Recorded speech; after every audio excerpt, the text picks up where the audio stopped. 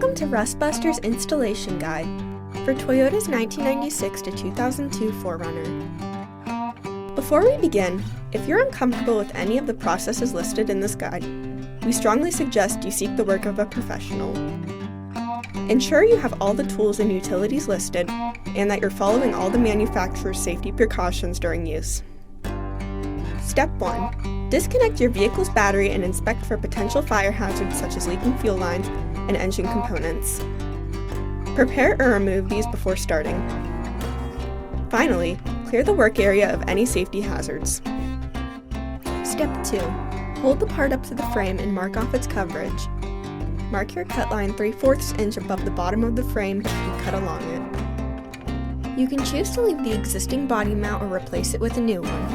If you are keeping your old body mount, cut along the perforated line. Step 3. After cleaning the frame free of rust and debris, paint the part with a weldable primer to help prevent against rust development. Step 4. Push the part onto the frame while using the frame holes to help with the alignment. C-clamp it into place as needed.